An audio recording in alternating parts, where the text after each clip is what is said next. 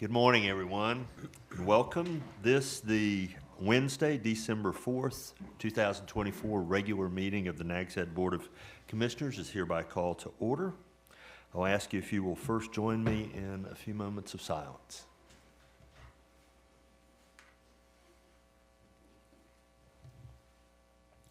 And now I'll ask you if you will stand as you're able and join me in the Pledge of Allegiance. I pledge allegiance to the flag of the United States of America and to the republic for which it stands, one nation, under God, indivisible, with liberty and justice for all.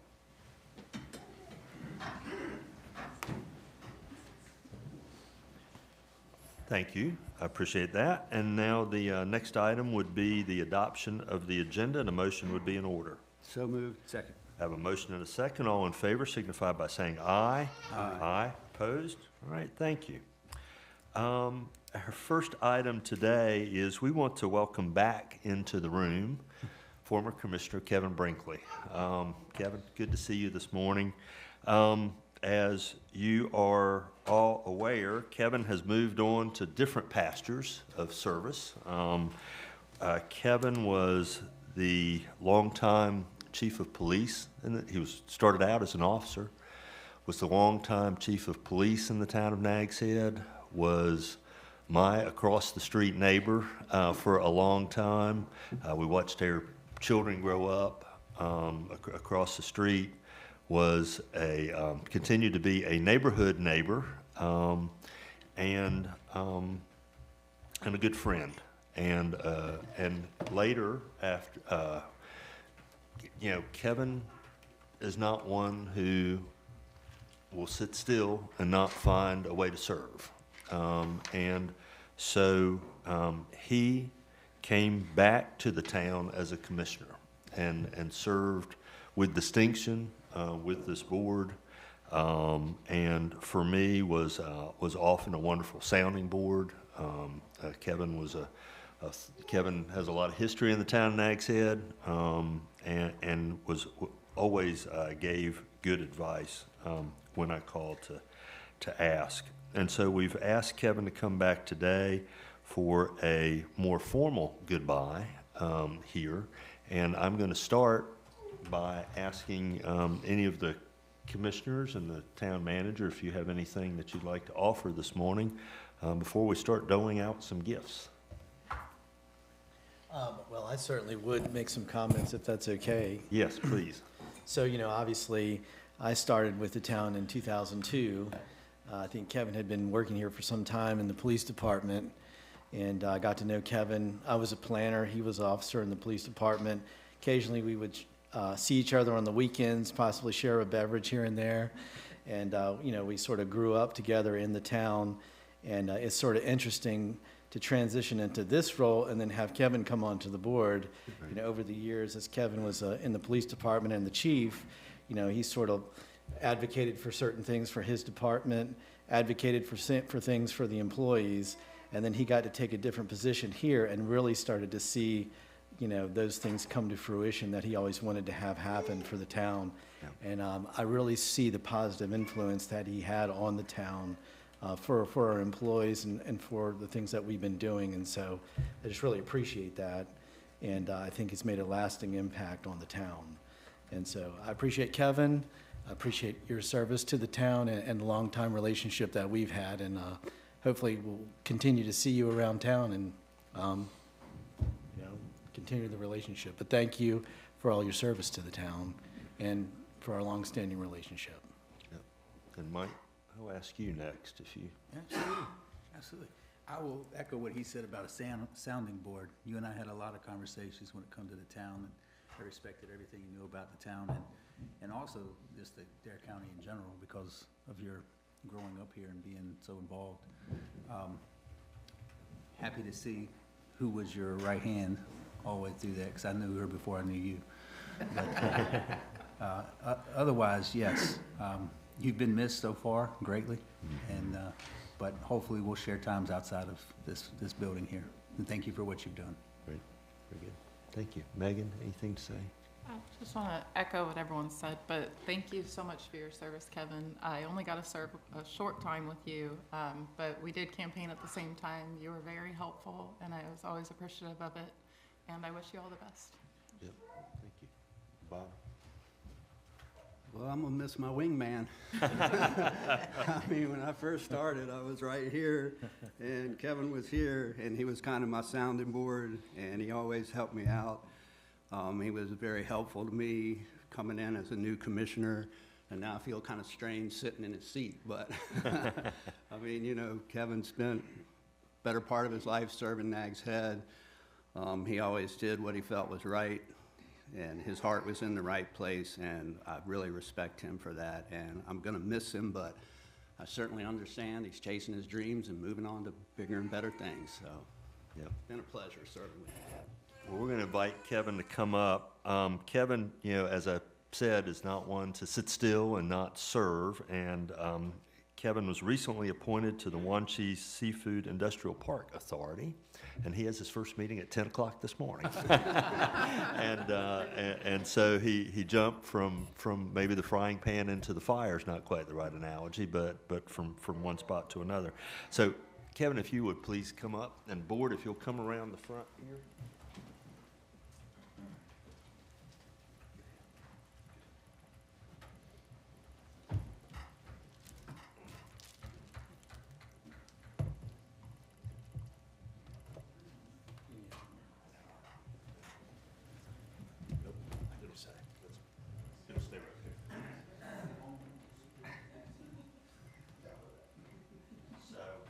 So the first thing we have for you, maybe you can use this morning, is we have a tradition of giving our commissioners their plaque that they sat behind for the years that they served, so honored to give you that. And we also know that you are in the process of building a house. And houses need decoration, of course. You have blank walls. So we have a little gift for you from the studio of James Melvin, noted Nags Head artist, and have this painting for you. Thank you. You're welcome. And last, but not least, another thing to hang on your wall. And this is, in a few words, what we've been trying to say this morning, presented to Kevin Brinkley with grateful appreciation for dedicated service as a commissioner, December 2019, October 2020. You're welcome. And you earn the right to say anything you want. My big friend Terry Hale texted me this morning. He said, "Do you have a speech prepared?" And I just laughed and I said, "Well, usually I just try to wing it, but I appreciate this. It's certainly not easy, but it's very nice." And much when I retired from the police department, someone said, "Do you miss them?" I said, "Well, I miss the people." And that's what I found with this board here is us having conversations, us trying to do what's best for the town of Nags, and I know that you all will continue to work for that. And just appreciate my time in the town. The town's been so good to me, and I'm very blessed to have worked here and lived here. Just thank you to everybody. Thank you.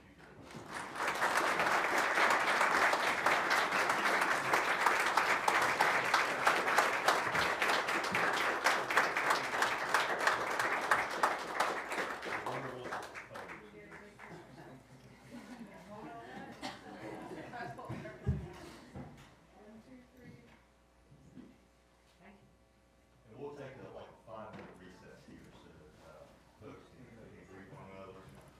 We'll be back in about 5 minutes.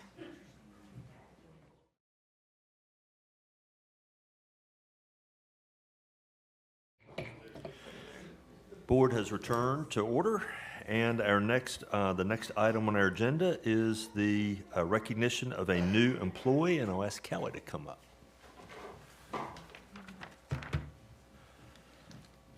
Good morning, Mayor and Commissioners. I'm pleased to be here this morning to introduce you to the newest member of the Planning Department, Jonathan Kirks. Jonathan recently joined us as our Code Enforcement Officer, and in just a few short weeks, he's hit the ground running. He had the opportunity to train under a former code enforcement officer, Ed Snyder, who I'll talk about here in a little bit. But Jonathan has already immersed himself in our codes, the UDO, and he's even written a couple of notices of violation. Jonathan graduated from Liberty University with a degree in business administration and project management. Before joining the planning department, he gained valuable experience as a store manager for Money's Worth Inc. here on the Outer Banks, a manager and a team leader for Virginia Landscapes, and most recently an assistant superintendent for Vision Contractors Incorporated out of Raleigh, North Carolina. Jonathan has a deep connection to Nags Head. He said that he's visited here since he was 5 years old and that it has always felt like a second home to him. He's thrilled to now call it his permanent home and to be part of the town. He's equally excited for his wife Chelsea and their 3 fur babies to join him here in Nags Head soon. In his free time, Jonathan is happiest outdoors, whether relaxing on the beach or skiing down a mountainside. He just likes being out in nature. So we're very excited to welcome Jonathan to the team. Thank you so much.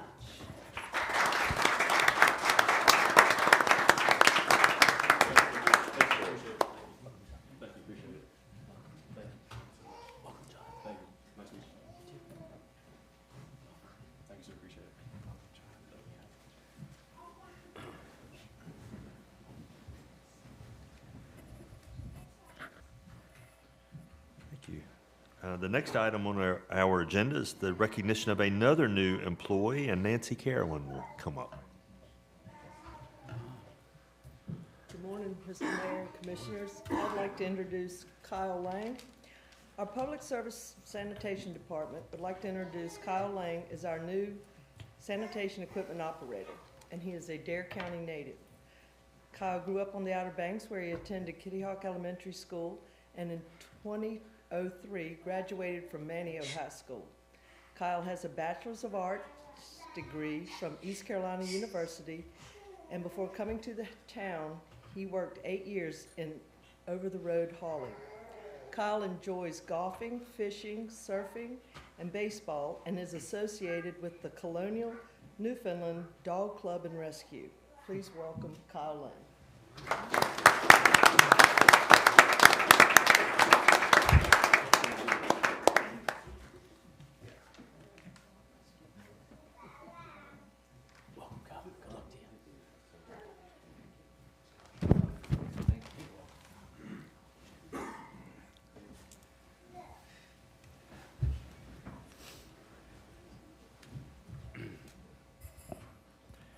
Thank you. Welcome aboard, Kyle and Jonathan. Next, we have the pleasure of recognizing a 5-year employee, and Shane will come up.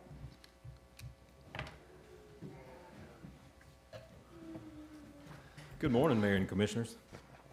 Sorry we brought a little bit of the romper room this morning, but we're pretty happy to be able to have some of our staff's children with us today. It's my honor to recognize Engineer Lamberto Egan for 5 years of service to the town of Nags Head. Skyla is a Dare County native who lives in Manteo with her partner Brian and their 1-year-old daughter Sloan, who we also have with us today. She loves the ocean and is an avid surfer. You may have recently seen an article regarding Skyla in the North Beach Sun on her pottery skills, as she enjoys also making handmade pottery. Skyla began her career with the town as a lifeguard in 2014. She worked as a lifeguard for 2 seasons while working to obtain her associate's degree in liberal arts from the College of the Albemarle. After her time as a lifeguard, she decided that she wanted a career as a firefighter, starting as a volunteer in 2018. She quickly obtained her certification as a firefighter and an EMT. During her time with Nags Head, she has achieved certification as a Fire Inspector 1, Child Seat Technician, Driver Operator, and was promoted to Fire Engineer in 2023. Something that also stands out about Skyla is while she was a volunteer, in fact, her first shift as a volunteer, you'll notice a pin on her right chest there that was a life-saving award for a 3-year-old child. So she was able to jump right in as a volunteer even. We appreciate that. Skyla is known for her organizational skills and several years ago was tasked with maintaining the inventory and control of our medical equipment and supplies. This is a very important assignment as she ensures supplies are available for our emergency response. Skyla is a member of the town's team member advocacy group, meeting regularly to make recommendations to foster teamwork and inclusion for all town employees. She was instrumental in writing the Move More initiative, which has been beneficial in helping employees establish goals related to their physical fitness and health. With all of this being said, I think probably the most important title that Skyla now has is Mom. Skyla, we're very thankful that you're a member of the fire department, and I congratulate you on your 5 years of service with the town of Nags Head, and we look forward to many more.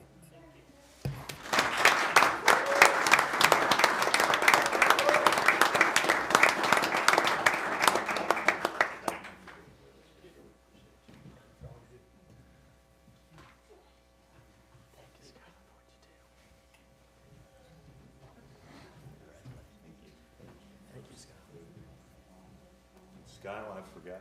We a small token of appreciation. I usually hand that out. Thank you.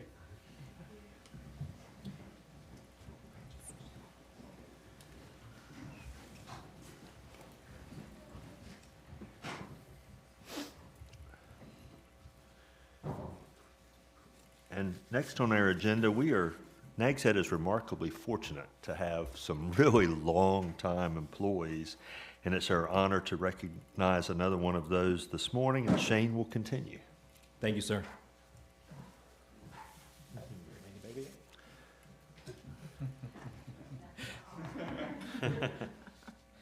Thank you for allowing me to recognize Ocean Rescue Director Chad Montz in his 20 years of service to the town of Nags Head. Chad resides in Nags Head with his fiancée, Jessica.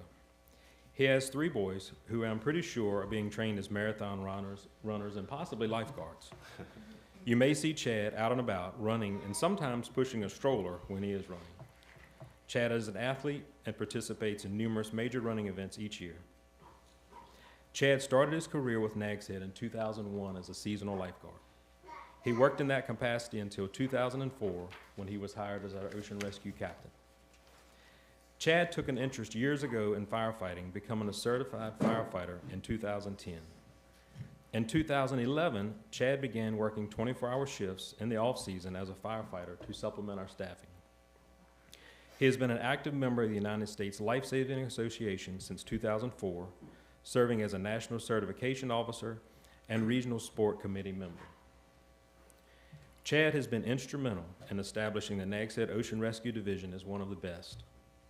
He has helped to organize and host numerous South Atlantic Regional Lifeguard Championships in 2013 and 2018, and looks forward to hosting again in 2025. Through his leadership, our Ocean Rescue Team has won 10 Small Beach Division Championships. During his time here, he has become a CPR instructor and a defensive driving instructor. This class is given to all town employees. He provides instruction to over 50 seasonal lifeguards each year to prepare them for the ocean rescue season. Recently, Chad worked with Dare County Emergency Management and the National Weather Service to lead the way in updating the Outer Banks Beach Safety Flag system. This system is a combination of warning flags that is globally recognized and easier for beach patrons to find information on, helping to make for a safer beach experience.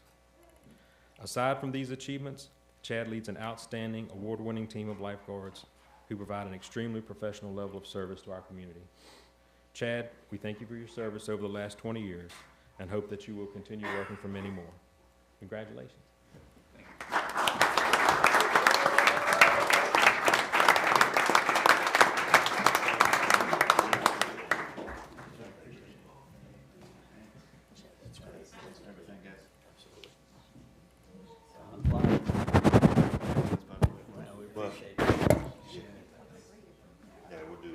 Chad, I'm going to ask you to stay up and ask the board to come around. As we are accustomed for employees with 20 or more years of service.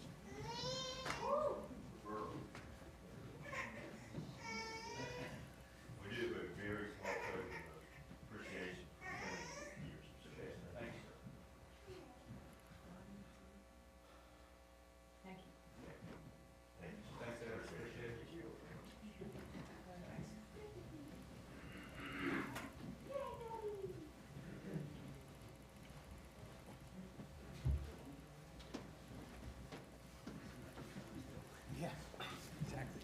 Yeah, I told my wife this morning that we were recognizing Chad, and she said, "Oh, I saw him come through the neighborhood yesterday, pushing a jogger and with the two boys on bikes." So, a familiar sight around that end of Nags Head.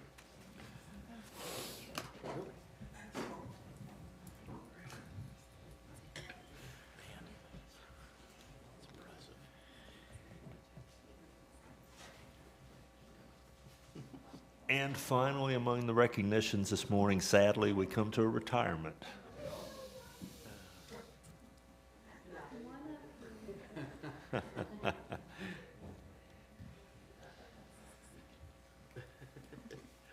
I am both happy and sad to be here today to recognize and celebrate Ed Snyder's service to the town and his well-earned retirement.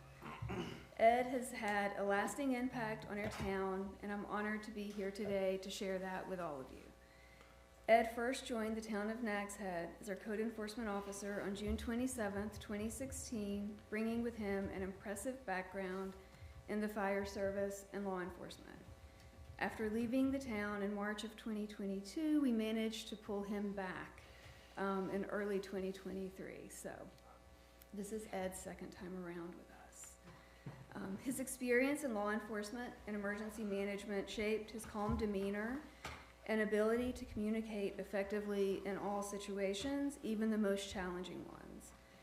Despite the often difficult nature of his role, Ed treated everyone equitably and respectfully, maintaining a stellar track record and gaining compliance without escalation or issues.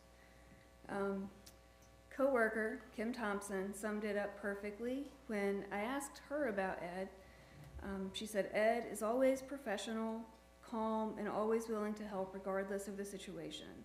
I've had the privilege of working with Ed not once but twice, and he will be greatly missed."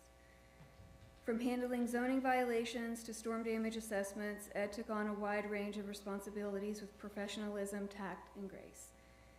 He led the charge in crisis track training at the county level, and then came back and ensured all of our staff in the town were equally well trained to use it out in the field. His leadership during storm preparation and damage assessment was invaluable. Co-worker Paige Griffin shared, "I admire, appreciate, and respect Ed's knowledge, work ethic, consistency, and willingness to take time to train and teach others." Ed was also an incredible mentor and teacher. As Chase Hunley noted, he's very good at teaching and mentoring, whether it's about code enforcement, sand relocation, munis, crisis track, the list just goes on and on. Ed's ability to connect with people truly set him apart. Lily Nieberding captured this well, saying, "As our code enforcement officer, Ed had the challenging task of delivering news that wasn't always easy for people to hear. What set him apart was his remarkable ability to do so with kindness and tact. His professionalism, empathy, and warm demeanor are admirable." His coworker Chris Tremblay noted that Ed has been a cornerstone of the planning department. His professionalism inspires confidence, his resourcefulness drives solutions, and his helpful nature fosters collaboration. Ed consistently exceeds expectations, making a significant and positive impact on the town's vision. Ed also didn't shy away from sharing his opinions about zoning, often joking with me after finding a complex zoning issue. I don't know how many times I heard him say, "Have I told you today just how much I really don't like zoning?" He would say it and he would sort of laugh, and I would assure him that he secretly did love zoning. And I think we just always had to agree to disagree on that one because we would go back to our offices.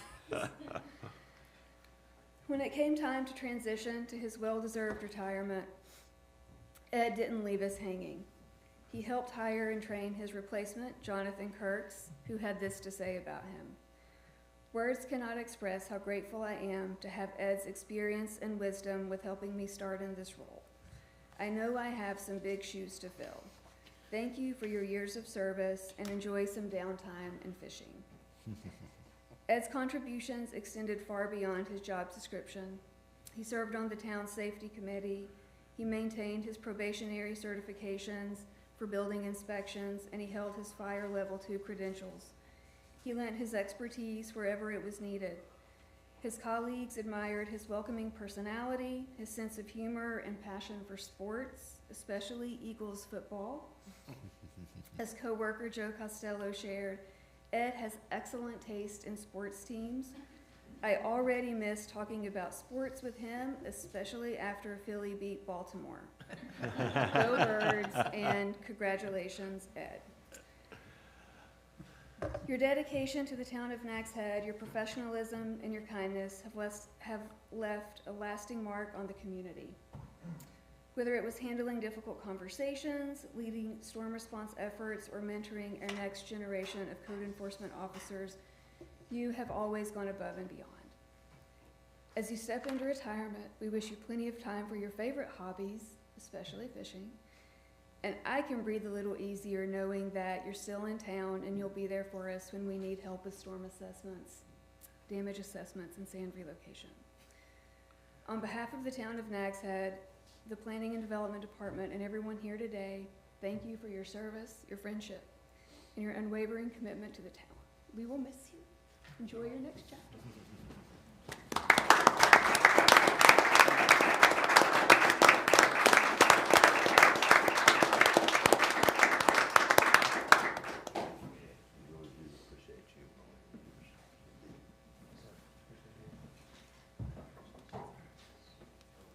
Congratulations. I bet you know the third time's a charm. You can Ask the board to come around for a brief presentation. Go back. You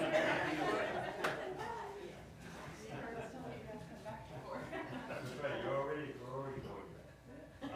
So we do have a gift for you. We have a plaque that says in a very few words what the planning director was just trying to say. Presented to Ed Snyder upon retirement, in recognition and appreciation of your loyal and dedicated service. Thank you, sir. We appreciate it.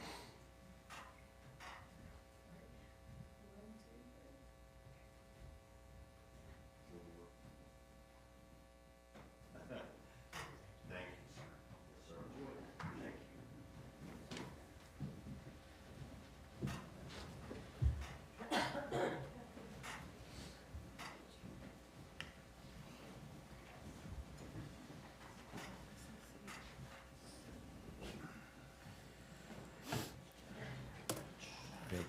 People like Ed leave big holes in institutions when they leave. And those holes eventually heal, but it takes time, and it takes a lot of effort on the part of a lot of parties.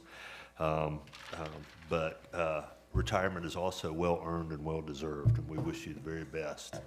Happy, long retirement, Ed. Yes, sir.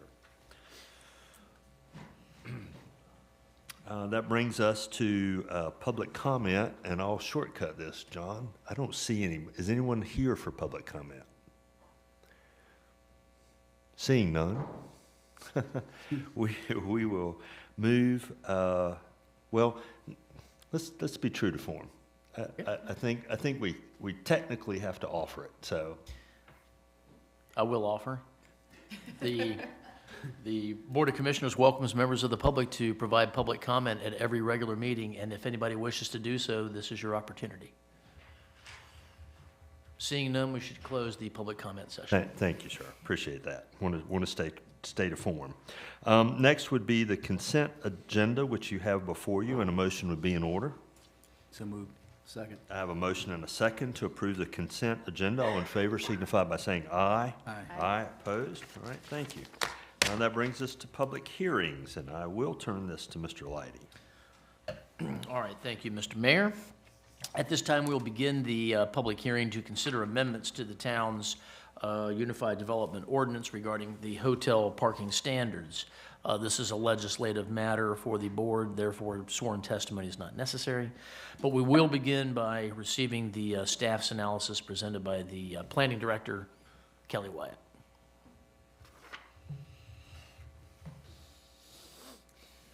Thank you so much.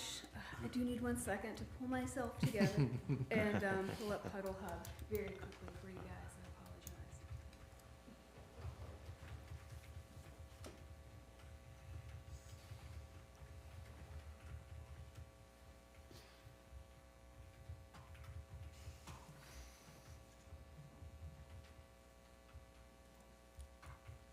See if I did this right.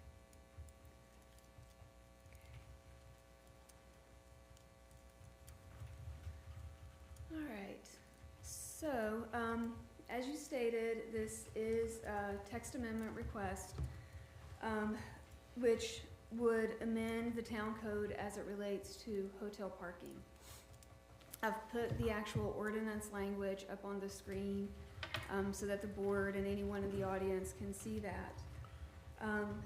At their August 7th, 2024 meeting, the Board of Commissioners requested staff to review the town's existing parking standards for both hotels and restaurants, but restaurants is going to take a little bit more time. So we were focusing on hotels to evaluate their adequacy in meeting current needs.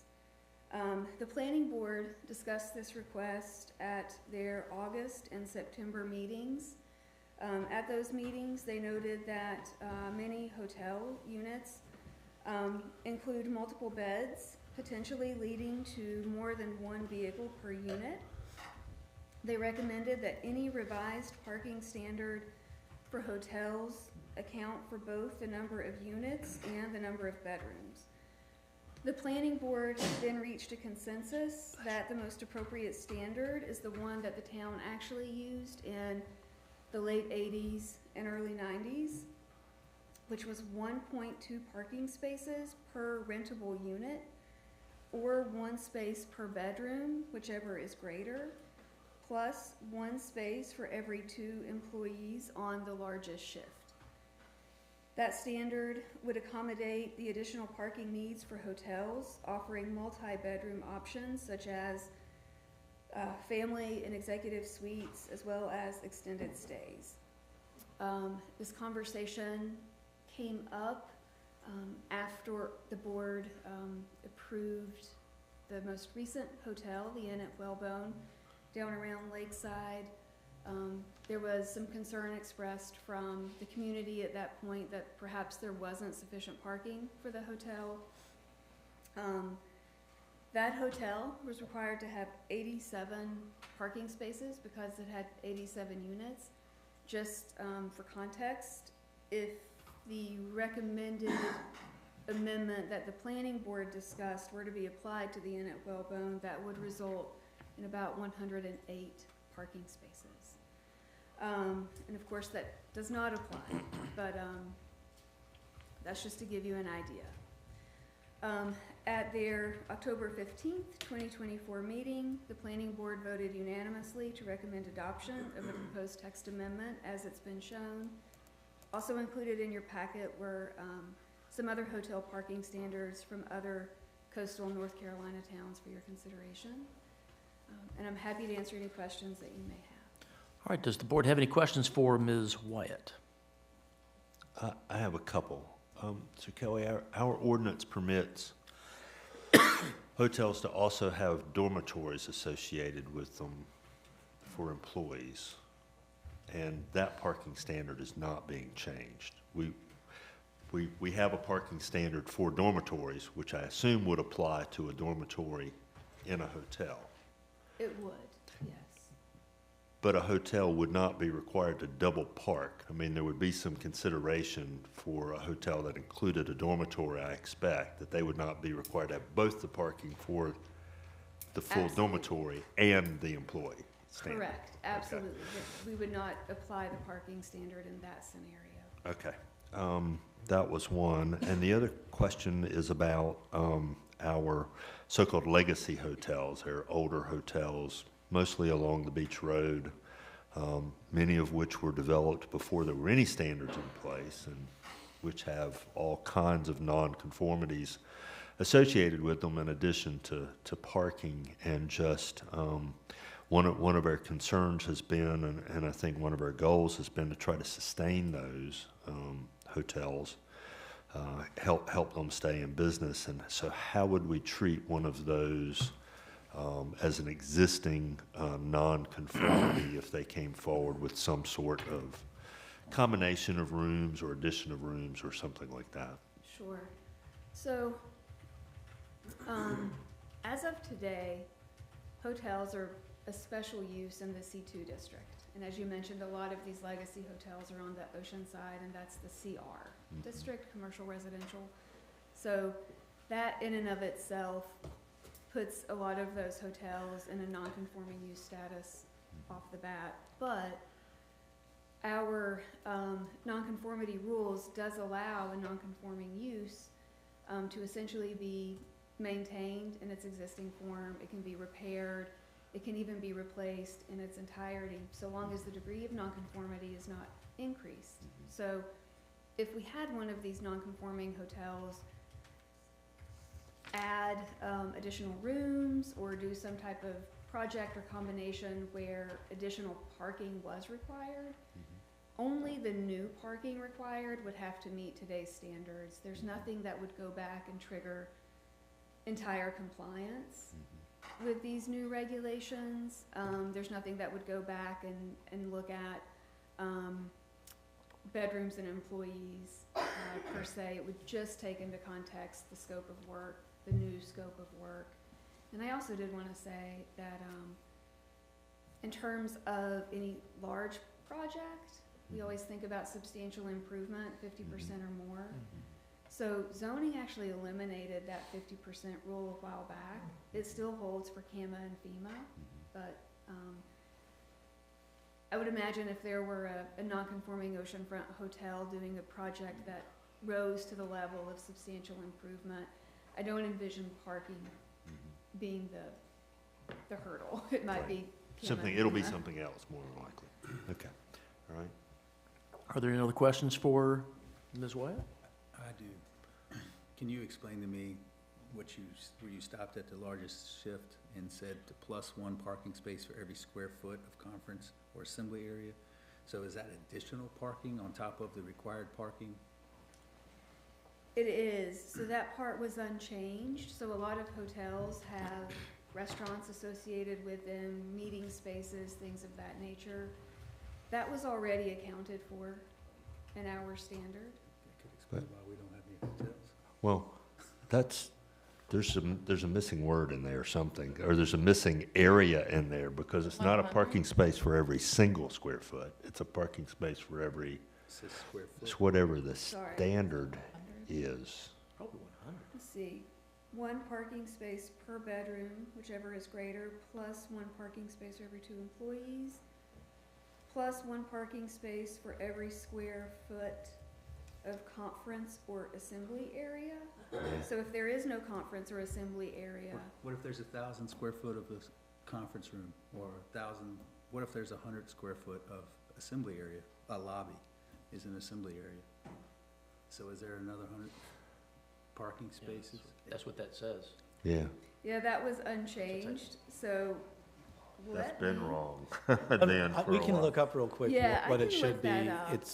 It's probably Very 1,000 quickly. square feet or something to that nature. I feel like it's 100. I'm looking right now. If it does say that, though, that would be good, considering You couldn't put any hotel, you couldn't put any buildings up. You couldn't put anything anywhere. it could give us. It's not, because I've worked with this before. It's not. No, there's Always a been. missing number. I believe it says hotel, conference, and meeting rooms. This is going back to 2017. 1 parking space for every 100 square feet of customer service area is what it says in that ordinance. I mean, I don't know. We might need to do a little bit more research on that. That uses the term customer service area and not total square footage, so. Okay. Yeah.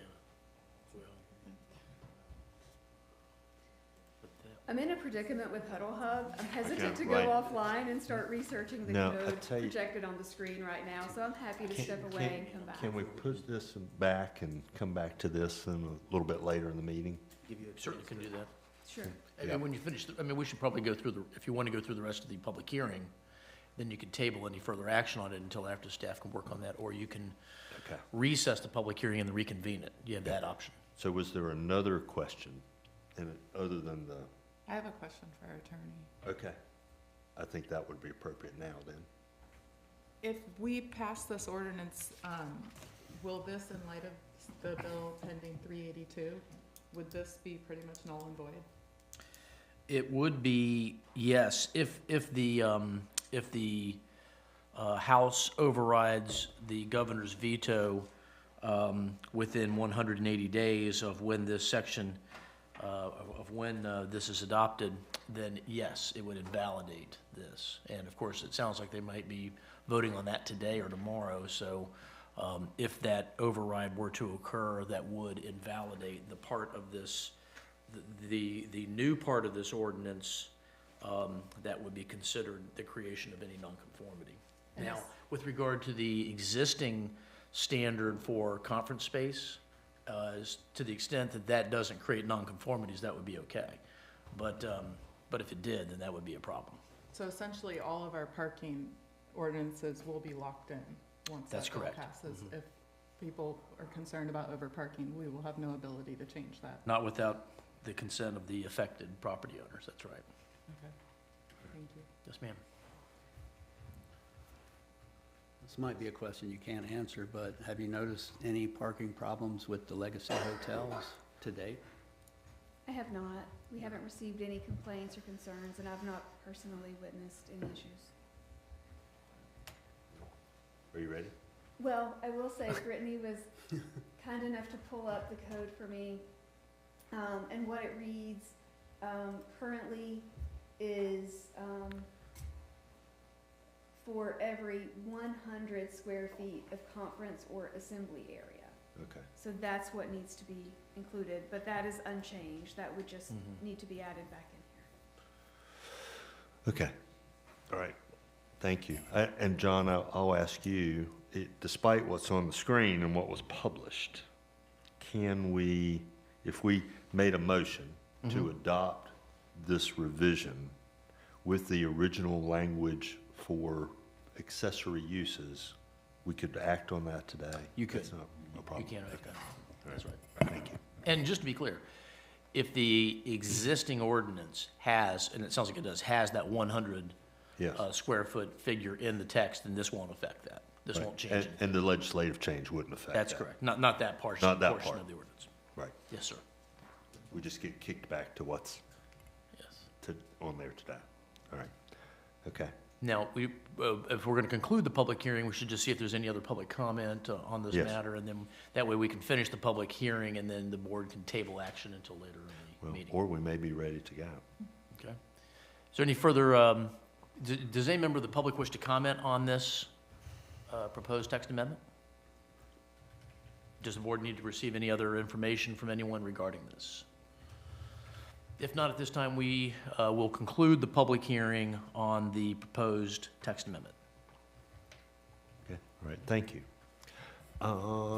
Given the clarification, what is the board's wish? Do we want to act on this now? I don't see any I'll make- reason why we I'll need to make a kick it back. motion to adopt the changes to the parking text amendment, as long as it states for every 100 square feet of conference and assembly area. Okay, is there a second to that? Second? Okay, I have a motion and a second. Any further discussion?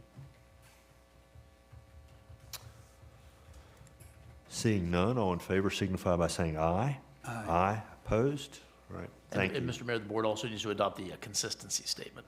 Okay, in which case a motion would be in order that this is found consistent with the land use plan.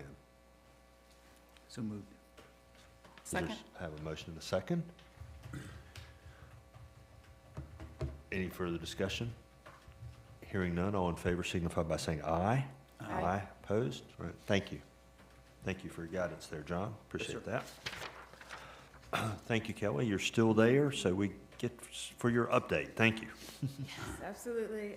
Try to run through this pretty quickly.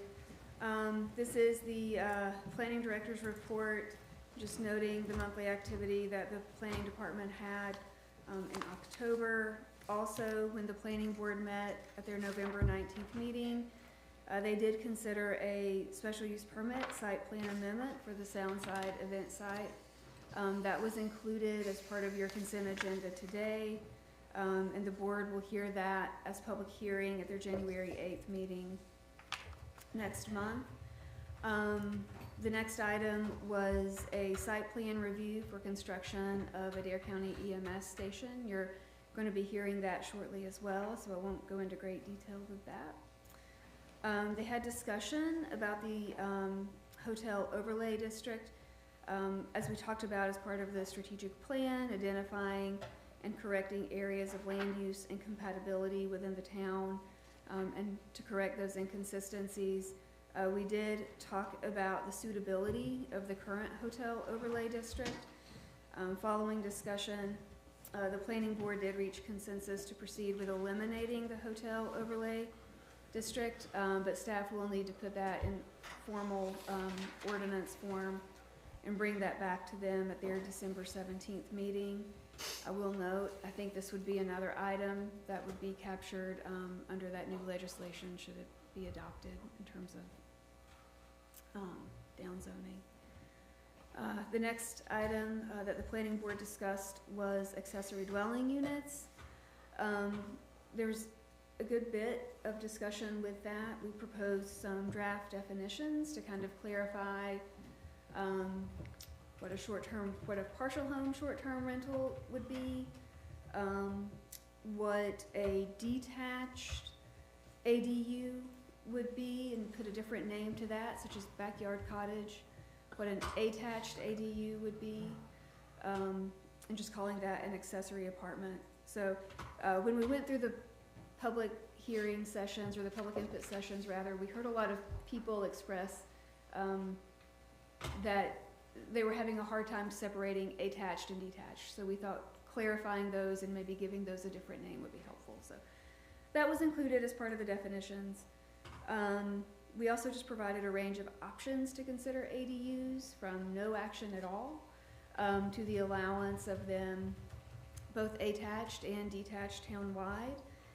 The planning board wanted to move forward with having staff look into potentially allowing detached accessory dwelling units or backyard cottages only on lots greater than 16,000 square feet in area, and potentially pursuing allowing attached ADUs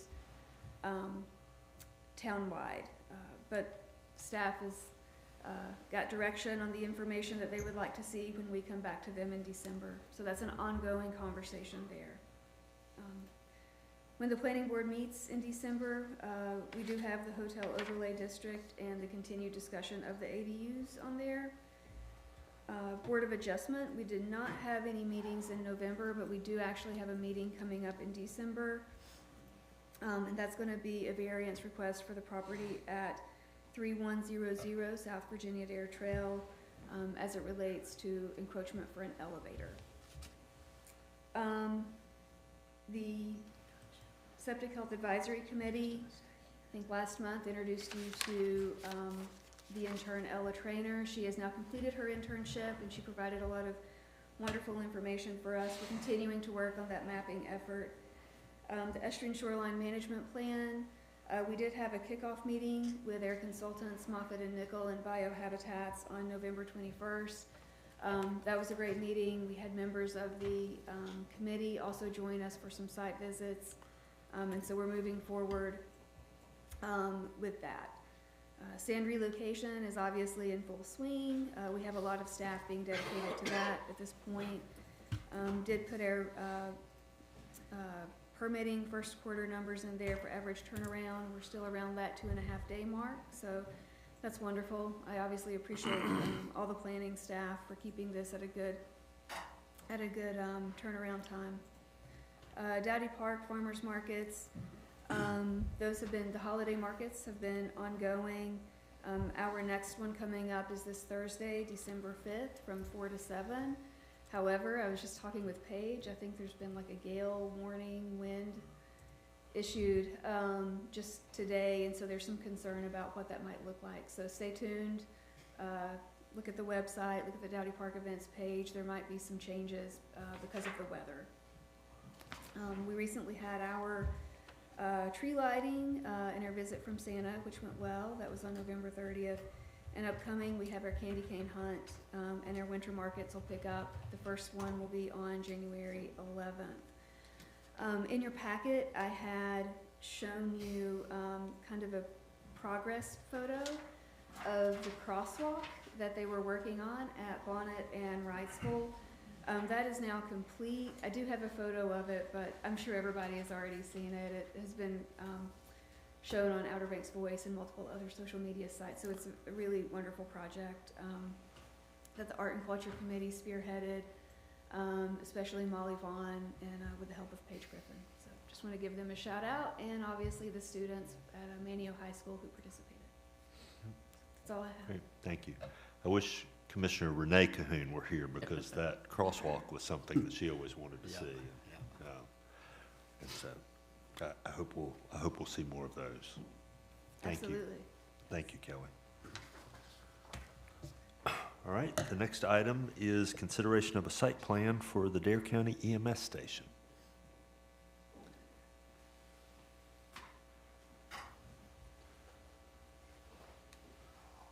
Okay, you have me again on this one. I'll put the site plan up on the projector for people to look at as we go through the staff report.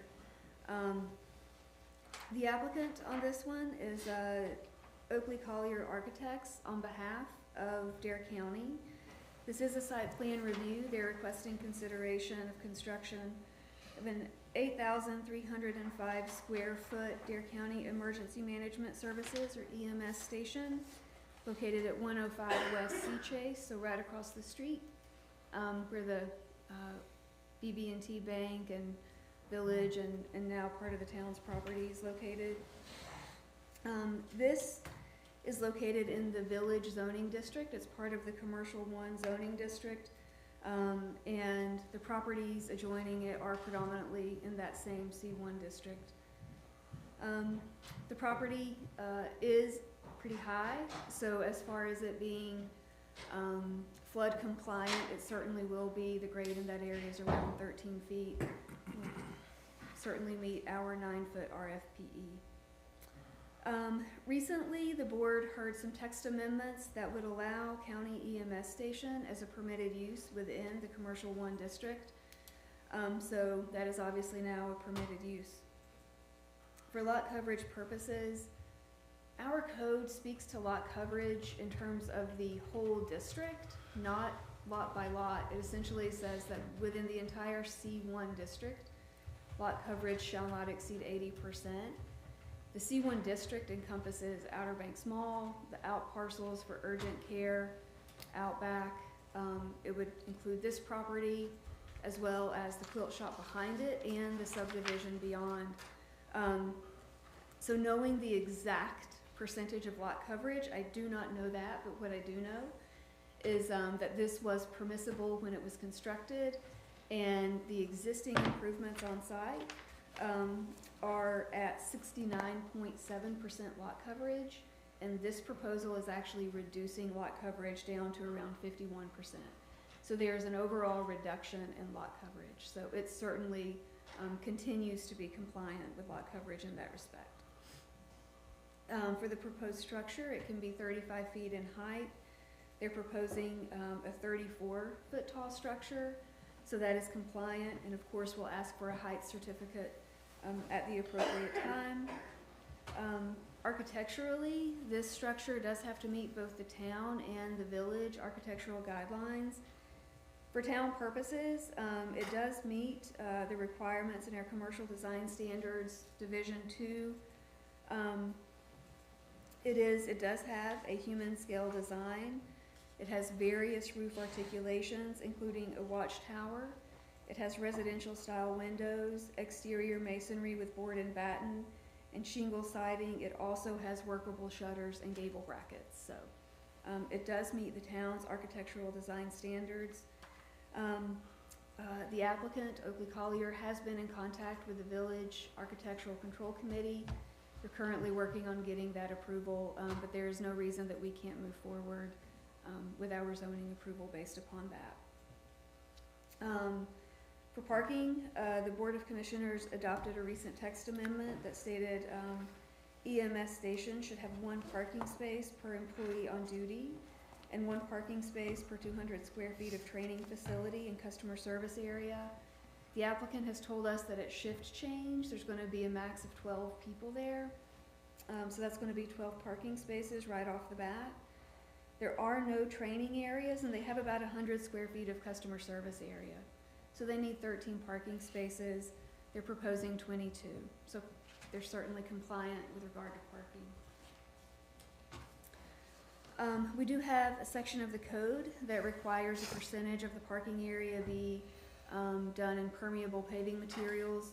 That's 20% of the parking area. They've proposed 22.6%, so they're compliant in that regard.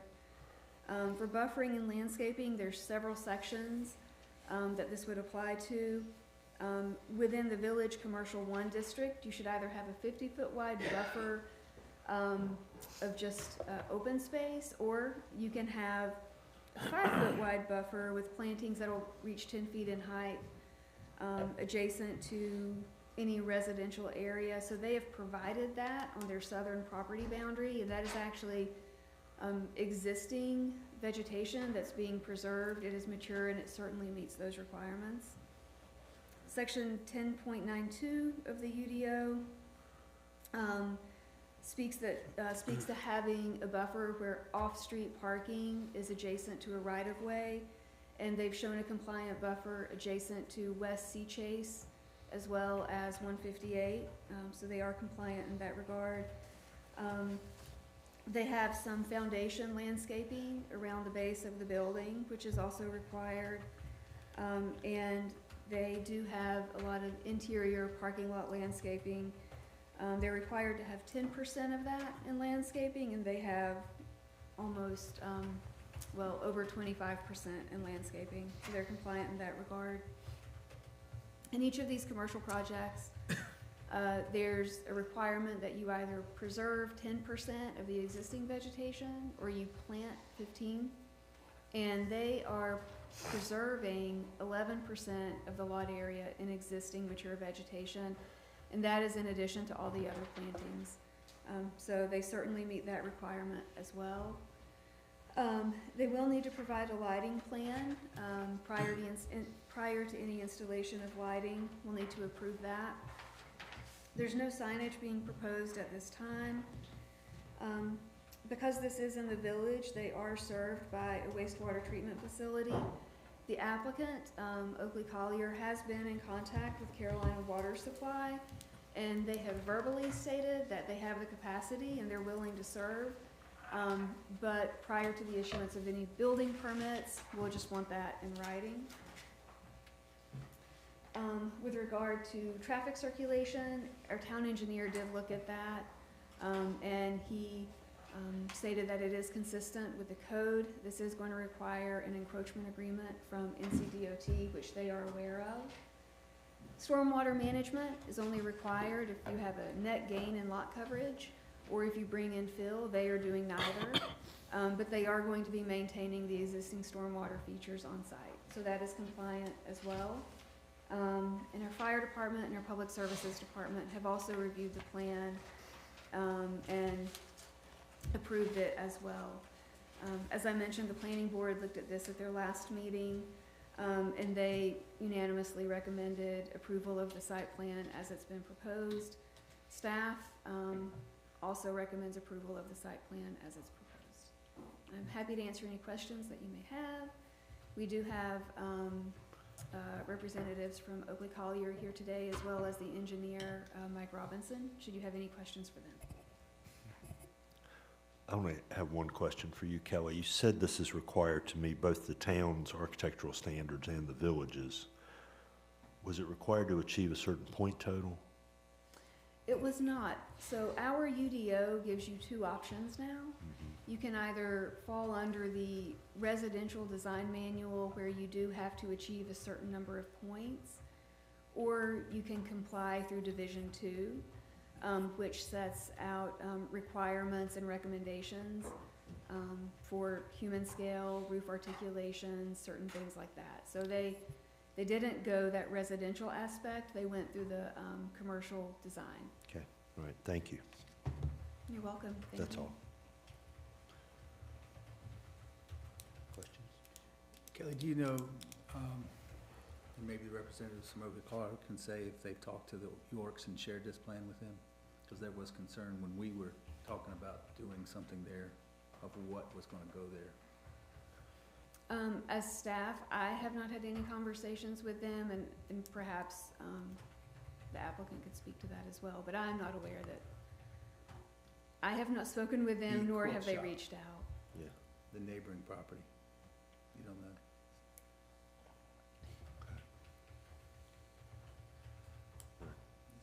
Thank you. No problem. Right, thank you. I would ask that we share that with the quilt shop owners, if Sure, you would, provide please. them with a site plan? Yes. Okay.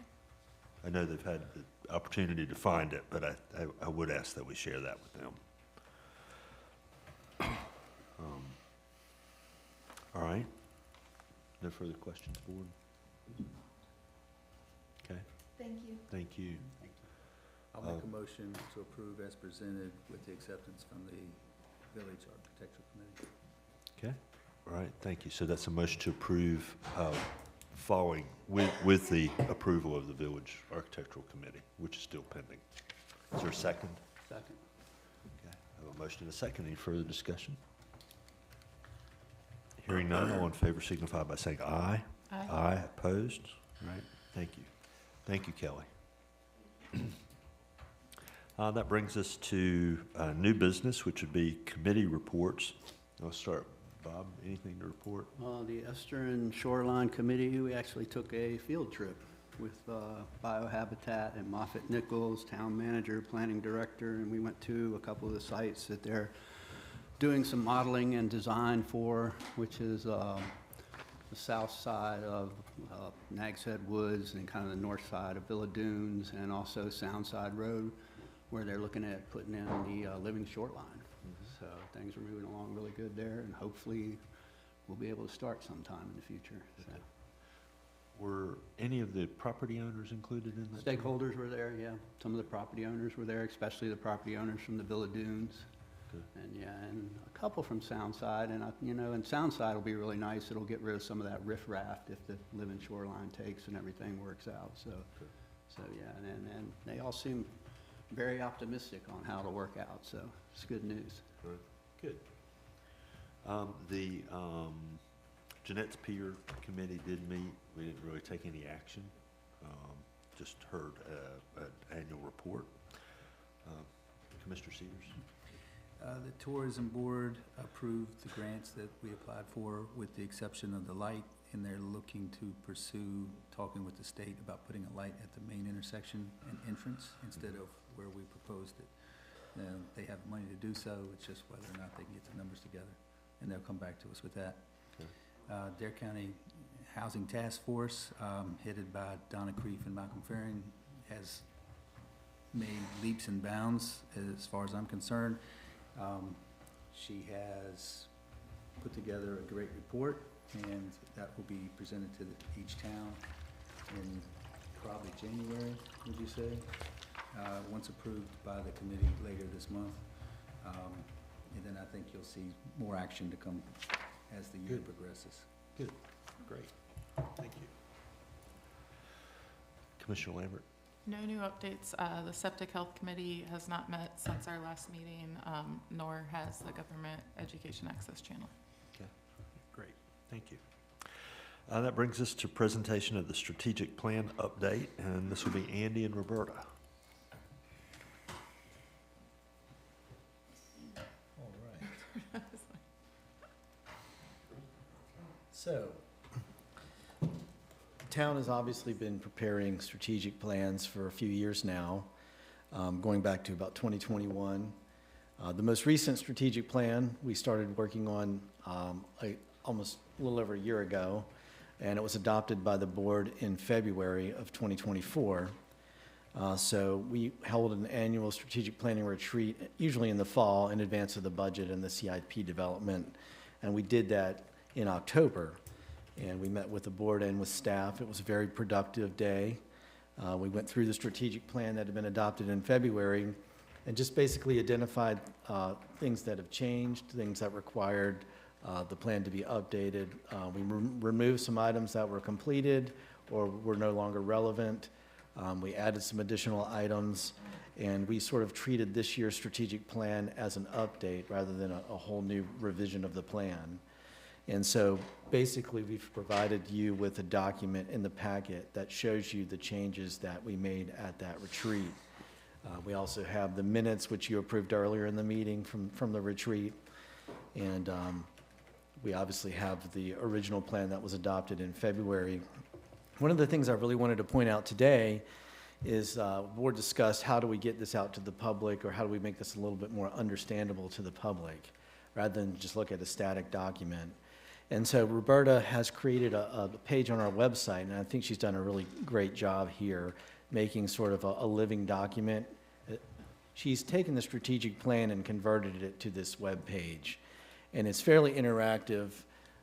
It sort of gives an introduction to what the strategic plan is and provides links to a lot of the documents that the strategic plan references.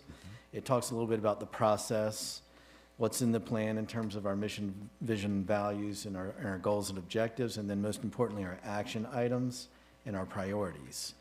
And so as you scroll down the page, you can see our values, but we have the section here that talks about our goals. And as you recall from the plan, the goals were broken down into 4 different categories: environment, development, economy, and community services. And so you can click on each one of these tabs, and it takes you to the action items table for each one of those goal areas. And so, for instance, here I've got economy selected, and then you can go down here, and then there's the action items related to the economy. If I go back to the environment, you can see, well, okay, one of our items was create a water rates that incentivize water stewardship. So if you click on this link here to the left, it will take you to the status report update we did for the board that tells you exactly where we are in the process for that particular item. So I feel like that's useful for people that may not know a whole lot about these items or what they actually mean. And then anytime the strategic plan refers to one of the larger documents that we've developed, like our estuary and shoreline plan Commissioner Sanders just mentioned, you can click on the links for that, and it will take you right to the page for that so you can learn more about it, which I think is pretty important, because for someone just coming into this whole thing, they may not know what these things mean, and we really want to educate people on what we're doing. So again, I think this particular format is really helpful for people to navigate and learn more about the town and our priorities. Sort of looking back when we did our comprehensive plan a few years ago, we sort of looked at the comprehensive plan and the beach nourishment plan and the estuary and shoreline plan, the CIP, the wastewater plan. All these things we sort of mine, every 2 years to develop priorities and action items for the strategic plan, so you can not only understand what's in the strategic plan, but what are in these larger planning documents. So from that perspective, I feel like it's fairly helpful. And then at the bottom of the page, we'll just include attachments to actual documents we've developed, like the item that's in your packet today, which was essentially what we changed in the current strategic plan with the strike-throughs and underlines. So what's on this page is the actual living document. These tables up here reflect what's in the strategic plan document that's current.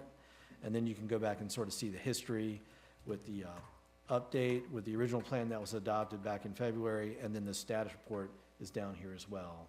So our goal is to try to keep these things updated as we go through the years, so someone can go to this page and always stay current on what the current strategic plan is. And so that's what we have. And again, I want to thank Roberta. I think, again, she did a great job with this. I feel like it's a very, very helpful living document that we can present to the public, and they really understand what we're doing.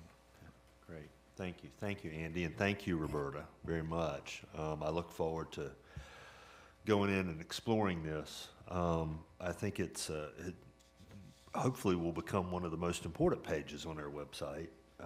I think the public too often thinks that government is just reactive and that we just come in here and sort of take willy-nilly decisions, and this is a very thoughtful board. We have a very thoughtful staff. We do have a plan, and we're working the plan, and I think it's helpful it's certainly transparent. I don't know another government locally that's this transparent about what they're planning, how they're going about this, and what their goals are. So I really appreciate the high level of transparency that we're offering to the public. Any other comments, board, or questions? Yeah, I would agree with you. Yeah, I would agree too. It's very nicely done. Yeah. All right. Very good. Thank you again.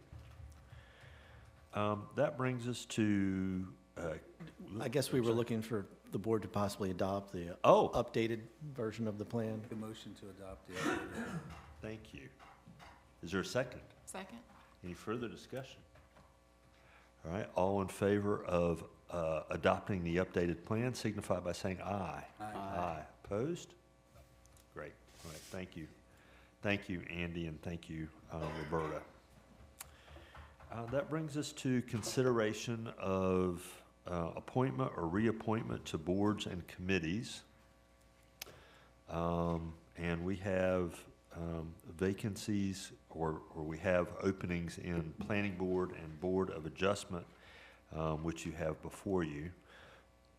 Currently for the Planning Board, let it come out. I believe it's Meade Gwynn's term that is expiring, and Meade is interested in being reappointed. You also have other candidates before you, so a motion would be in order. I'll make a motion to reappoint Meade Gwen. Okay, is there a second? And there's a second. Any further discussion? Hearing none, all in favor signify by saying aye. Aye. Aye. Opposed? All right, thank you. We also have an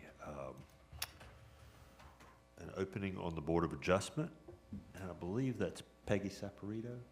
Is that correct? Margaret Suppler. And she is interested in being reappointed. I will make that motion. Okay, all right, thank you. There's a motion to reappoint Margaret Suppler. Is there a second? Second. I have a motion and a second. Any further discussion? All right, hearing none, all in favor signify by saying aye. Aye. Aye. Opposed? All right, thank you.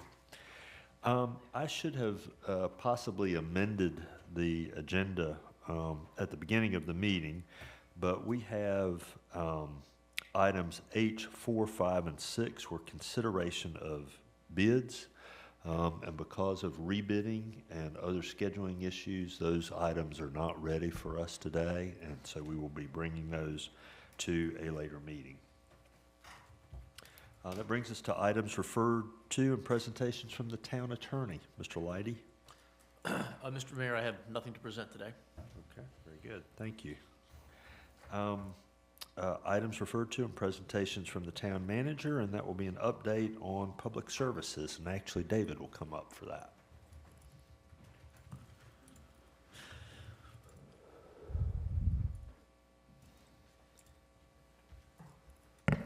Good morning, Mayor and Commissioners. All right, so we're going to follow a similar format that we presented during the course of the project. Up here on the screen, we've got the overall layout for the public services complex. Those buildings that are highlighted in blue, those are the buildings that have been occupied on our site. Starting on the right-hand side, that's the administration building. We've got water distribution at the top of the page, the equipment building on the left-hand side of the page, and on the bottom of the page is the combined fleet maintenance, facilities maintenance, and sanitation building. These two areas highlighted in green, those are the two areas that are currently under construction. We'll start with the vehicle storage building. Last month, these are some of the photos that were presented. You could see there was some ongoing work inside of the vehicle storage building, and they were finishing up with the exterior finish work on the exterior of the building. This month, pretty much everything on the exterior of the building has been wrapped up. You could see the signage has been placed on a very eastern side of the building, and this is the interior of the building. All of the interior electrical lines have been run. A lot of the overhead fans have been installed. They've been a little bit delayed with the installation of the meter base. It's my understanding that's going to take place this week. Once that is completed, then they can go ahead and finalize their electrical connections and also do a final startup of the sprinkler system for the building. So it looks like we are several days off once that meter base is set for us to be able to occupy the building. So it looks like right now, possibly the beginning of next week, we'd be ready to go ahead and occupy that building with all the final finishing work taking place. Secondly, there's a lot of activity in this green area that is centered here on the site. Last month, presented to you just some of the infrastructure that was going in. Here's a tank. This is part of an oil water separator tank that was being installed for the washout bays. The concrete crews were getting started on the foundation work for the concrete retaining walls in between. And where we are this month is that most of those walls have been finished. A lot of the supporting infrastructure has been in, to include all the drain boxes and the associated filters here within this area. What's up next is the canopy installation, which is a 50 by 50 canopy installation that is not only going to go over the fueling station, but as well as the washout bays. And then there's also a small 10 by 14 equipment building that is going on the back side of this truck washout bay. One other thing of note that has occurred this month is the installation or the reinstallation of the fuel tank, as shown up here on the screen. The tank was set along with the pad and a lot of the supporting infrastructure for that. Those underground lines have been run. But once that fuel canopy gets in place, then a lot of this work can go ahead and proceed with being finished. And it looks like right now a majority of this work will be finished here by the end of the calendar year, with some remaining work to be done on this equipment building, which as it stands right now may extend to about mid-January for that to be complete and everything up and running and operational. In addition to the site work, we've also put out a bid package to go ahead and resurface Pond Avenue and also Lark Avenue.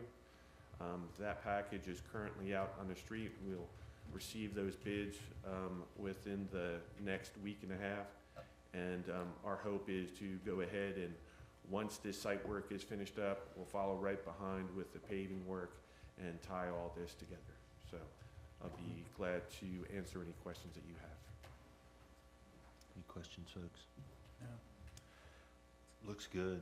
I mean, it's exciting. I mean, it's a big project. It's gone pretty well, actually, given as complicated as it was to keep that facility, that operation running and tear down what had to be torn down and put the new buildings up. It's a good job. So thank you. Thanks to the architects and the contractors. All right. Well, thank you. Yeah. All right. That brings us to consideration of the final town hall campus master plan. Is that you, Andy? Yes, thank you, Mayor. So we started talking about this project last December. We were discussing with the county the possibility of locating an EMS station on the old BB&T Bank site, possibly joining that with the fire station. At that time, we were also having some issues with some of our other facilities, the old fitness building, which was an old shop that had been converted to a fitness building had gone out of service. And it started to occur to us that if we're going to start making some fairly major changes to some of these properties, we better figure out what our needs are and think the whole thing through and do a study of our needs before we start making final decisions on some of those things. So we embarked on this assessment study, facility assessment study, to look at not only the property where the fitness facility is now, the old BB&T building, but also the fire station property and the town hall property. So the consultant, Oakley Collier, met with all the departments, discussed current operations, tried to look at what they might need to do in the future, what types of facilities they might need in the future. They also looked at the current age and condition of all the buildings on these sites, tried to evaluate that, and then they tried to come up with a plan to meet all the needs that they heard from the departments during their interviews and walkthroughs. And so that culminated in this study, which sort of lays out a phased plan for developing these sites with our facilities and needs over the next 15 or so years. Recognizing that this would be fairly expensive undertaking to do right away, so it's definitely going to need to be a phased plan. So the plan looks at replacing the town's fitness facility. It looks at what's the future for the fire department and replacement of that facility, which was constructed in the late 80s and early 90s. It looks at what is the future of the police department and what their needs might be and what they might be currently lacking. It also looks at replacement of the public services garage, which is on this property, and this boardroom. And this is an aging building as well. And so I feel like this plan does a good job of looking at those needs and phasing those needs. And so that's the study you have before you. There were some final questions from the board in August when this was presented about the fitness facility and possibly looking at expansion of that building. And so that has been taken into consideration in this final document. And we do include some projected cost estimates in here. These are fairly conservative, and I think only time will tell on when these things are actually constructed, what the market will hold for what these will cost. But our current plan is to proceed with the immediate need, which is the fitness facility, and then working with the county on the EMS station would be the first phase of the plan. Obviously, the board approved the EMS station earlier in this meeting, and so that sets in motion some of the first phases of this. But hope you've had a chance to look at it, hope it is what you expected to see, and we'd be happy to answer any questions, and we'd like to see if the board would be willing to approve this document. What is staff's current thinking on the sort of timeline for the fitness facility and how we might go about that and how that plays into the budget process? Well, so the fitness facility was actually included in the budget, and the board approved the scope for the design at the last meeting. So we've actually started the design of that building, and we've put together a internal staff working group to meet with the architect and talk about the design, and then we'll come up with some initial sketches of that, and then share that back out with town staff and the board, and then just start moving through the process, and hopefully within the next 3 or 4 months we can have a design that's close to being ready to put out to bid. Okay, and that would include the option of future second floor. Right, and our understanding was the board wanted that second floor space constructed but unfinished. And then the building would be able to be retrofitted with an elevator and or a stair tower to access the second floor. And so that's what the architect's been instructed to do at this point in time. Okay. And so and that would be not exactly where the current the old fitness building is, but a little bit north of that where the parking is, and that parking area would sort of be reconfigured. Okay. And what about the wastewater system? So the wastewater system would need to be part of that construction project, and we plan to incorporate the replacement of that system with that project. Okay. Because that facility is reaching the end of its useful life. All right, thank you. Questions, Commissioner Lambert? Commissioner Sears? Are you looking to tie into the village septic system with that improvement on the septic, or are you looking to put in a modified septic system? Right now, the current thinking would be to replace the septic system with something else. And David Ryan's going to be assisting with the design of that. It could be some sort of package treatment system or pre-treatment system, but that's still to be fleshed out. We could explore tying on to the village system, but there's a provision in our code where we would have to grant a waiver to tie onto it, and that's another discussion for the board. Okay. Yeah, we're technically not in the village on this property, and so any property that's outside the village has to have a waiver to tie on to their system, and that waiver has to be granted to the board, granted by the board. All right. So it would be helpful to see a comparison of the cost of tying on plus 20 years worth of fees versus constructing and 20 years worth of maintenance. I mean, I think that would be a helpful comparison to see. And we would certainly need to find out whether they have the capacity, and that would include all the buildings on this town hall site. Right. So, Okay. Yes. we can certainly look at that. And the possible future housing site that's located here. Yeah. I mean, that would certainly Including- represent a space savings Would on you- this property. You would also want to look at doing the septic too, with this in mind, if you ever did this down the road. Yeah, because office flows are so low. I mean, this is an assembly space, but I suspect we have very low flow from this building. The calculated flow from a few bedrooms is going to be a lot relative to the rest of the property. I mean, Those rates. David, maybe you or Nancy could confirm, but I mean, every building on this property, including the boardroom, is Goes tied to the into same that system, same right? system. Yeah, And so if we were to tie into the village system, there Everything would be no more wastewater on But these properties. and I would think from a practical standpoint, you'd want to go either all one way. I mean, you don't want to tap part of it and have that tap fee plus ongoing fees plus a system that you built and you're maintaining. You would just, I think, definitely go all one way or the other. And I think David said that if we were to redesign the system, we could possibly shrink the footprint of the system if we were to keep something on the property Yeah. and not tie on. But- Right. That technology's changed so much. Anything else, board? In which case, a motion to adopt the plan would be in order. So moved.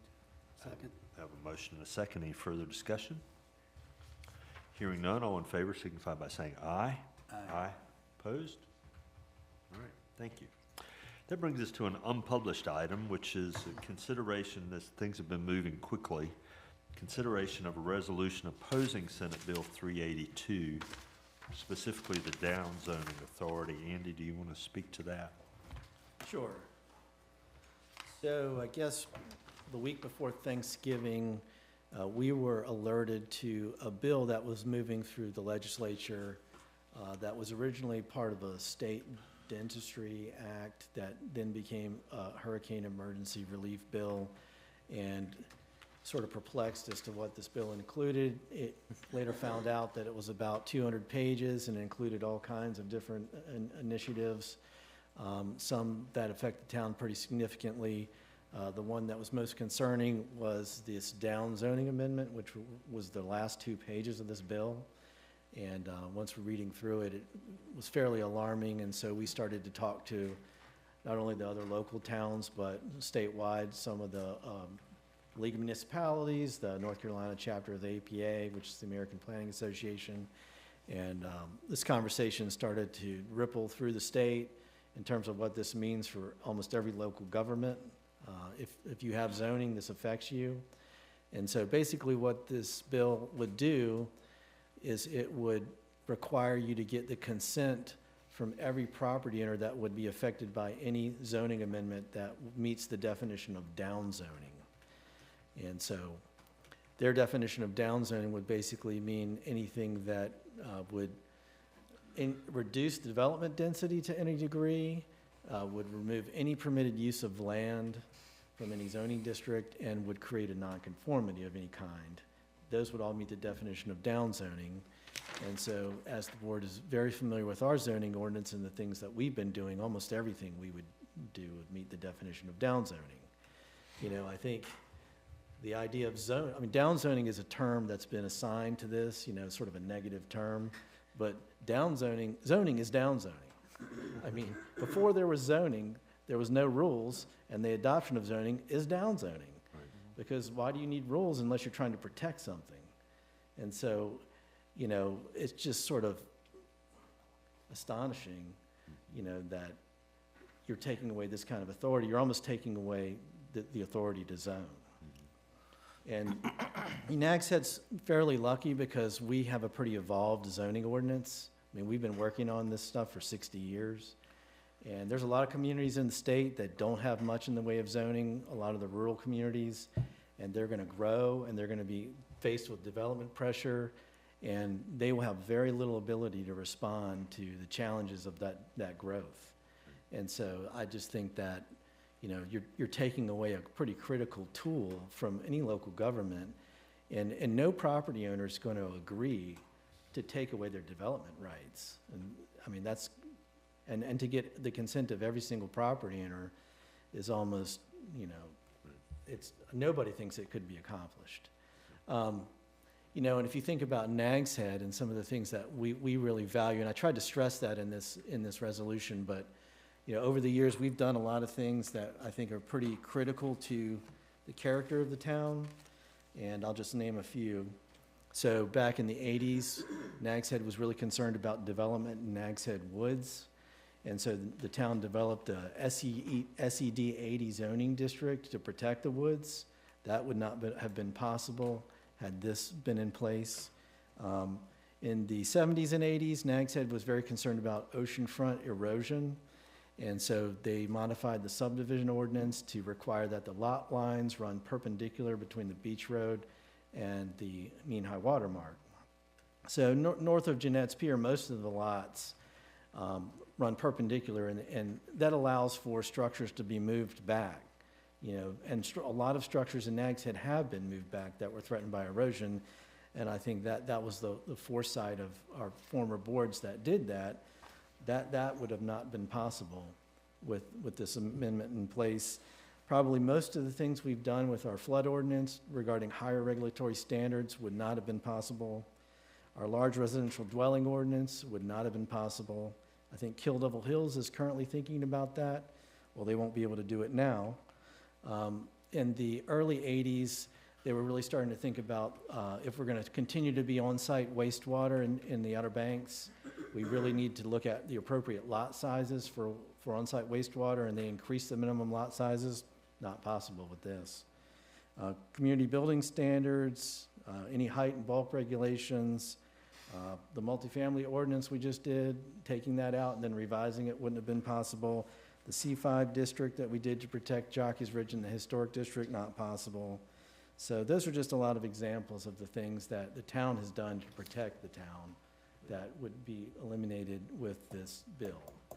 And so I think you can see the concern that I have about this, and I think all the local governments here share the concern. I forwarded our resolution to all the other towns.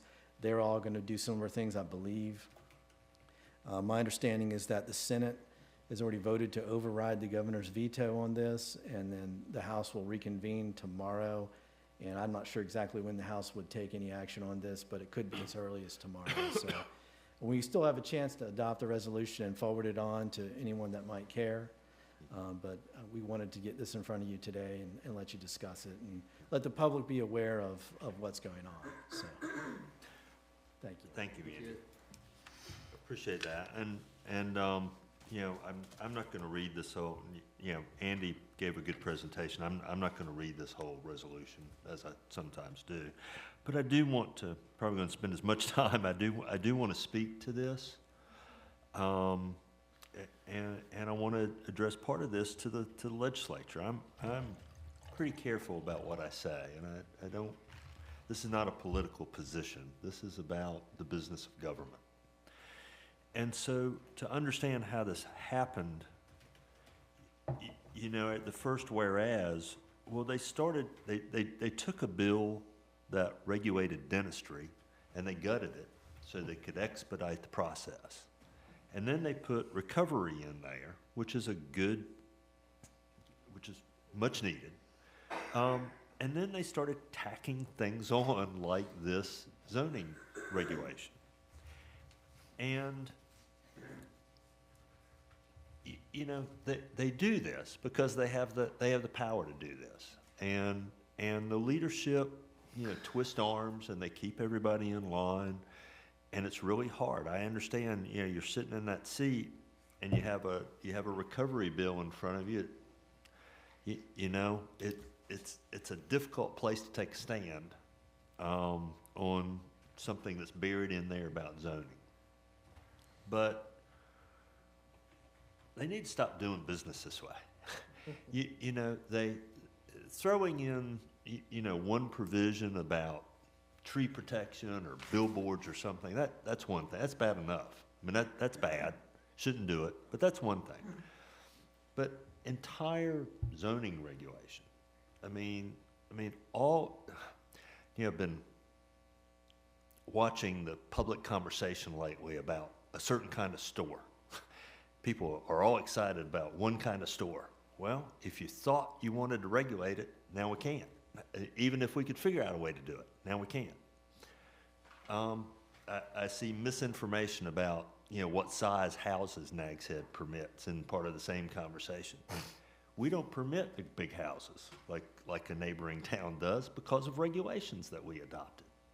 And we're a different town because of everything you see when you drive down the road, the height of the buildings, the size of the buildings, the amount of parking, the amount of lot coverage, all that's a product of zoning. I mean, I don't think people just realize the extent to which everything they see in the environment, in an urban environment like this, is the product of zoning. And when the legislature does stuff like this, one, it makes you appear unserious about what you're doing. You know, you're up there trying to manage the state of North Carolina and make things better for all of us, and you do junk like this. And it needs to stop. And, you know, we have unzoned counties. The Hyde County mainland, where I do a lot of work and where I grew up, is unzoned. You know, so yeah, you want to fix your housing problem, go across the border into Hyde County and build a 100-story high-rise on a half-acre lot, if that's what you want to do, because you can do it. There's no zoning. And it's nonsensical. And if there are serious legislators up there who feel as though this is not the right thing to do, now's the time to stand up, you know, and speak to your leadership and, you know, push back, please. So that's all I'm going to say about that. Bob, anything? No, I agree 100%. Thank you. Commissioner Sears? Commissioner Lambert? I echo what you've said. I do want to add a couple things. When I was listening to Andy's description of our minimum lot size and different things that this will affect, that really is what Nags Head is. That's what Mayor Cahoon was referring to. And I think at first blush when people see this, they think property rights, cool, they should have permission, but that's really not what it's about. It affects, like we spoke earlier, it affects us trying to serve our community with a parking ordinance that really meets our current needs, and our needs are constantly changing. And the idea that we are going to have one of the best tools taken out of our toolbox to make sure that we can serve our community and their needs is devastating. So I really hope that everyone is reaching out to our local representatives. This did pass through Senate, and Senator Hanig and Senator Sanderson already voted for us. Well, technically they voted for it twice. And now Keith Kidwell, our representative from the House, will be voting on it. So I encourage everyone to reach out to him, let him know how we feel about this, so that hopefully he can have a change of heart because he has already voted for it once. And now we'll have the option to vote or not vote for it again. All right, thank you. All right, so having heard the discussion already, a motion would be in order to adopt the resolution. I'll make the motion to adopt the resolution as presented. All right, a second? Second. I have a motion and a second. Any further discussion? Hearing none, all in favor signify by saying aye. Aye. Aye. Opposed? All right, thank you. That brings us to Board of Commissioners agenda. I can't remember where I'm supposed to start. Bob, anything? No, I today? mean, on a brighter note, I'd like to thank staff for Dowdy Park and the markets and the lights and how everything looks in the crosswalk. I think you guys have done a great job, and it certainly looks like Christmas out there. Appreciate it. It does. Very nice. Commissioner Sears? I'll start with a not so brighter note, and then I'll go to the bright notes. Had a phone call about some sign ordinances I would like, and I've mentioned it to Andy, I'd like that looked into. It's removal of signage. You know, a few years back, we went through, we couldn't regulate what's said on the sign. We could only say what the sign is. And I think there's a gray area, and it's an old ordinance that's in play that's causing some heartache amongst some contractors in the area about having to remove their sign from representation. It allows the sign on the house, but they want the sign in the yard, and the homeowner's fine with the sign in the yard. And I just think we might want to look at how we go around in tagging people for those efforts. Then on a nicer note, I guess you could say, a lot of activity last weekend. I don't know if anybody drove around, but the 12 bars of Christmas, the Misfit Christmas bars, there was a ton of people everywhere, and it's great to see that spirit. You have to thank Mark Baylog for creating this. Nags Head resident, leading the charge throughout their county to have a Christmas town is amazing. Also along those lines, I want to wish the town and everybody in it and all our employees a very Merry Christmas and Happy Holidays, however you celebrate it. And thank you guys for everything this year. Yeah, thank you. I thank you for bringing up Mark and his effort with the Bars of Christmas. That was his invention, and it's become an amazing force for holiday tourism. It's really remarkable. So, yes, thank you. Megan? I just would like to say Merry Christmas to the town staff, and I hope that everyone has a happy holiday. Great. All right, thank you. That brings us to the mayor's agenda. I will add my best wishes to everybody here in the town. It's been a good year. It's been a busy year. Hope everybody enjoyed their Thanksgiving holiday and enjoys the holidays to come. We have before us consideration of the Commissioners' meeting calendar and the fiscal year 25-26 budget calendar, which we need to adopt. And having seen that, if there are no questions, a motion would be in order. I'll make a motion to approve. Okay? Second. I have a motion and a second to adopt the calendar as presented. All in favor signify by saying aye. Aye. Opposed? All right, thank you. That brings us to requests for nominations for the White Keeper and the Nags Header Awards. There was a lull, but this board has done a good job of bringing back the recognition of our citizens for their contributions to our community. We have two categories. We have the Nags Head Lightkeeper, which is for living residents of the town who have made significant contributions. And you'll remember that for 2021-22, we recognized John and Annette Ratzenberger. That was a wonderful, really moving occasion. Ms. Austin, that was a lot of fun to recognize her. It's interesting because in preparing the remarks, I get to talk to some of their relatives and friends and kind of hear stories, and it's a lot of fun. And these are wonderful, wonderful people. Bob Mower, who we managed to surprise last year, he didn't realize his wife was standing in the back of the room there for a bit, and that was a really nice surprise for former Mayor Bob Mueller. We also have the Nags Header Awards, which are for those who are deceased but who made significant contributions. And you will remember that we recognized Dick and Joe Fessler a couple of years ago. And then last year, Lily Daniels or Doll Gray and her sons were here, including Terry from Kildable Hills, and that was a really nice thing, and those families really appreciate that. So we're putting out the call. Now's the time. The application form is on the town's website. You can find it there. Please spread the word, give consideration to those who have made significant contributions to the town. It is our great privilege and joy to honor them, and so we look forward to doing that a little later this year. Next year, excuse me. Next year, not later this year. We're not doing much of anything later this year. Thank you. Next year we will be doing that. And then we have another unpublished item, which is consideration of a Christmas bonus. And Andy, can you remind us of what our custom is with regard to employee Christmas bonuses?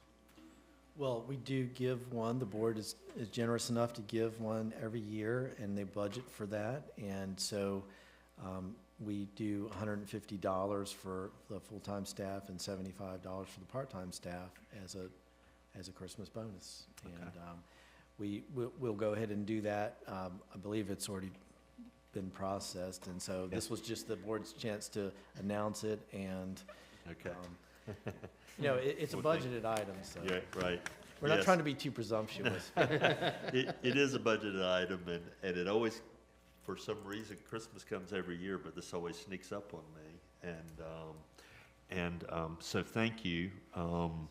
And it is our great pleasure to offer this small token of appreciation to our staff. I tell people what a great staff the town has. I mean, it really, right now, we have probably the best team this town maybe has ever had assembled. And folks are working well together, and a lot's getting done, and things run smoothly, and we really appreciate everybody, and we are very happy to treat y'all to, again, a very small token of our appreciation here at the Christmas holiday. John, no closed session? No, sir. Not for me, at least. Okay, Andy, nothing?